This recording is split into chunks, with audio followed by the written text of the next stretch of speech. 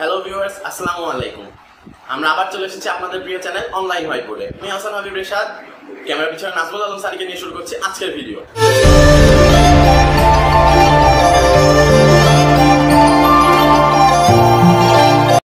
আজকে আমরা আলোচনা করব খুবই ইম্পর্টেন্ট টপিক, সেটা হলো স্থিতিবিদ্যা, যেটা সবাই স্কিপ করে অ্যাডমিশন টিপসের জন্য বা অ্যাডমিশনের জন্য। আজকে জিনিসটা খুবই সহজ হয়ে যাবে আপনাদের কাছে। বন্ধুরা ঠিকই শুনেছো, আজকে আমরা স্থিতিবিদ্যা নিয়ে আলোচনা করব। বিভীষিকা। ওকে, তো আমরা আজকে শুরু করছি আজকে ভিডিও, কথা না বাড়িয়ে। বন্ধুরা প্রথমে আমরা যেটা দিয়ে শুরু করছি, দেখো একটি বল আছে পি, অপর একটি বল আছে কিউ, আর তাদের লব্ধি হলো আর। তো কি লিখেছি, পি এবং কিউ এর মধ্যবর্তী কোণ হলো আলফা, আর আর এবং পি এর মধ্যবর্তী কোণ হলো থিটা। তো যেহেতু ভার্সিটিতে রিটেন আছে, একটি কোশ্চেন খুবই গুরুত্বপূর্ণ সেটি আসে, সেটি হলো পি সমান কিউ হলে প্রুফ থিটা সমান আলফা বাই 2। এই প্রমাণটা খুব বেশি আসে। তো এই প্রমাণটা করার জন্য প্রথমেই তোমাদের কি জানা দরকার? প্রথমে যেটা জানা দরকার সেটা হলো দুটি সূত্র।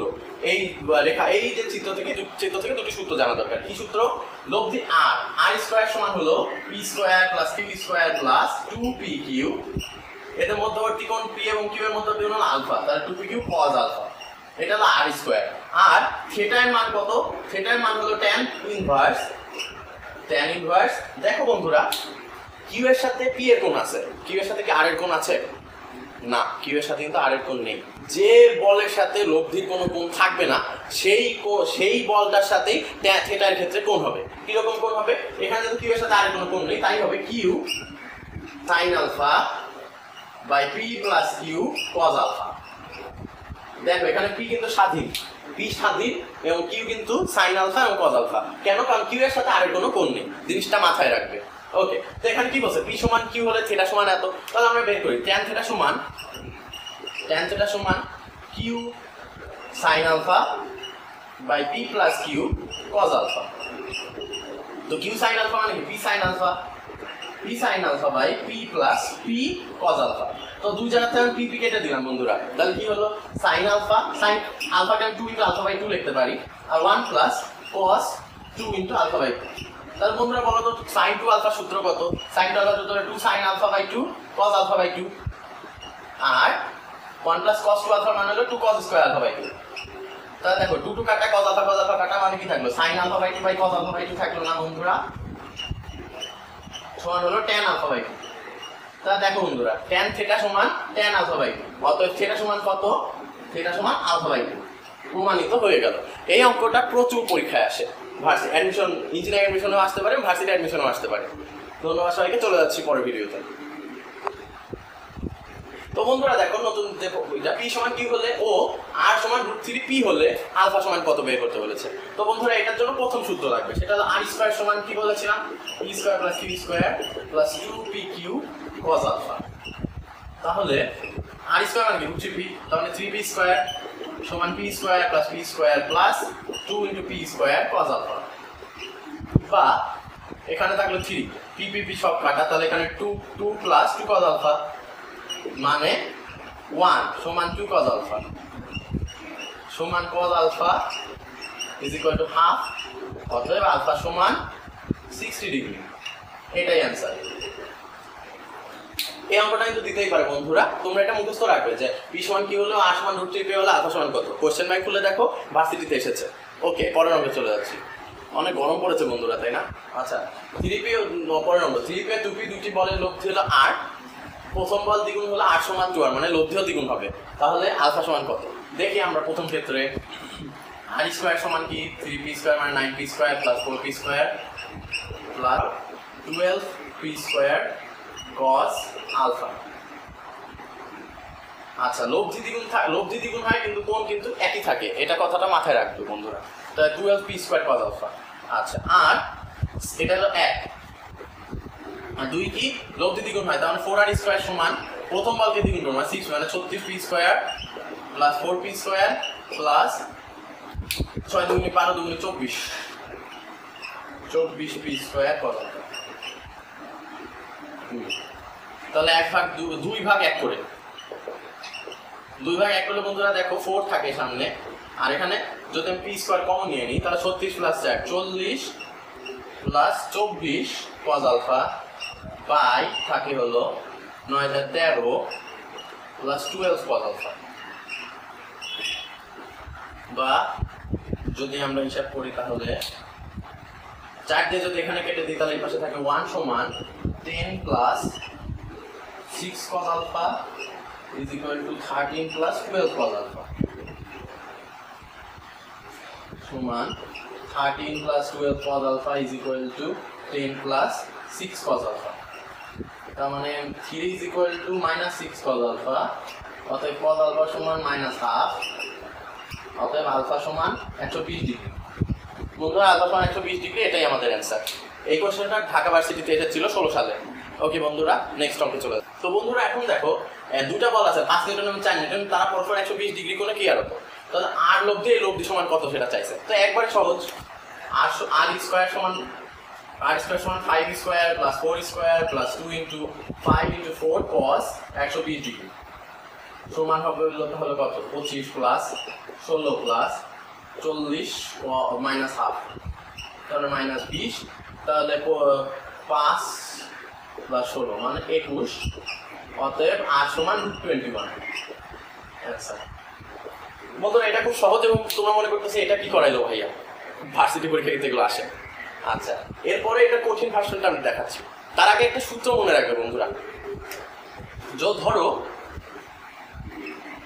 2 2 2 120 120 120, যদি এরকম কেস থাকে যে তিনটা আছে, তিনটা লব্ধি আছে, প্রত্যেকটা সমান, বলগুলো সমান 2 নিউটন 2 নিউটন 2 নিউটন এবং কোণগুলো সমান, সেক্ষেত্রে তাদের লব্ধি কত হবে? তাদের লব্ধি হবে 0, অর্থাৎ সমান বল ও সমান কোণ হলে লব্ধি 0 হয়। ঢাকা ভার্সিটিতে এরকম কোশ্চেন প্রায় দিয়ে দেয়, তিনটা বল সমান, তিনটা কোণ সমান, এবং তখন বলে যে লব্ধি কত, সবাইকে বের করতে হয়। বের কেন করবা তোমরা, একবার অ্যান্সার করে দিবা। ওকে ক্লিয়ার, ঠিক আছে পরের অঙ্কে চলে যাচ্ছি। বন্ধুরা যখন তিনটা বল থাকবে এবং তাদের লব্ধি বের করতে বলবে, তখন লব্ধি সূত্র হবে রুট ওভার তিনটা বলের square, P square plus Q square plus R square, plus P এবং কিউ এর মধ্যবর্তী লব্ধি 2 P Q cos alpha, plus Q এবং আর এর মধ্যবর্তী কোণ 2 Q R cos beta, plus R এবং পি এর মধ্যবর্তী কোণ 2 পি আর কস গামা। কিন্তু মজার বিষয় হলো এই সূত্র ঢাকা ভার্সিটিতে এই সূত্র মনে রাখবে, কিন্তু কোনো দরকার নেই মনে রাখার। আসো আমরা দেখাই কি করা যায়। দেখো যদি তিনটা বল থাকে এরকম 2 নিউটন 5 নিউটন এবং 7 নিউটন, প্রত্যেকটা বল কোণ হলো সমান 120 120 এবং 120। বিশ্বাস করো বন্ধুরা এগুলো ঢাকা ভার্সিটির পরীক্ষা বেশি আসে, বেশি কি আজ পর্যন্ত এগুলোই আসছে ইতিহাসে। তো 2 5 এবং 7 আছে, তো এটাকে কিভাবে লেখা যায় দেখো, প্রত্যেকটাকে 2 নিউটনে কনভার্ট করে দেওয়া যায়। 2 2 2 120 120 120, তাহলে কি হয় বন্ধুরা দেখো, সমান বল সমান কোণ, এইটুকের লব্ধি কত বন্ধুরা, এইটুকের লব্ধি হলো 0, তাহলে লব্ধি হবে 0। ওকে লব্ধি 0 হয়ে গেল।